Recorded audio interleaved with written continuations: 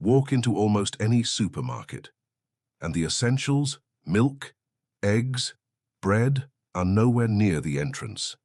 Most people assume it's a psychological tactic, but the deeper reason has less to do with shopper behavior and more to do with the machinery, plumbing, and delivery routes hidden behind the walls. The layout didn't begin as a marketing idea. It began as an engineering problem. A grocery store's refrigeration system can run hundreds of feet of piping through ceilings and back rooms. Compressors, the machines that actually keep food cold, sit in a rear mechanical space. The shorter the distance between those compressors and the dairy cases, the cheaper and more reliable the system becomes. That's why refrigerated departments usually line the perimeter and rear wall, where the infrastructure is easiest to support. Plumbing follows the same logic. That's why restrooms usually end up near existing sewer and water lines, often at the back of the building. Moving them can require tearing into concrete and rerouting infrastructure. Pharmacies introduce their own constraints. Controlled substances involve secure storage, limited access points, and clear sightlines. Rear placement makes those requirements easier to meet. And all of these systems connect to the same place, the loading dock. Refrigerated trucks unload into the back of house coolers. The building rewards the shortest path. And once stores were built around those paths, retailers began noticing something else. The paths changed how people shopped. When the first Piggly Wiggly opened in 1916, its one-way aisles weren't designed to increase impulse buying. They were designed to reduce theft and control inventory. But customers walking the full path bought more than expected. Over time, refrigerators and cars changed shopping from daily to weekly. Larger baskets and longer trips meant people spent more time moving through the store. The building had already created the path. Retailers simply watched what happened along it.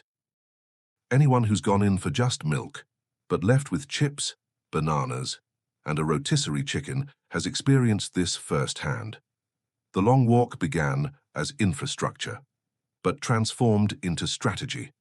And once movement influenced purchasing, the layout became economics.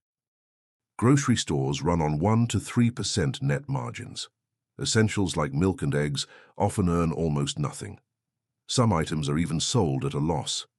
Their job is to bring people through the door. High-margin categories such as snacks, beverages, beauty products, and prepared foods live elsewhere. These can run 25 to 60% margins. The walk from the entrance to the essentials becomes the store's most valuable corridor. And the aisles aren't arranged for convenience. They're arranged for contracts. Brands pay for eye-level placement, end caps, and feature displays.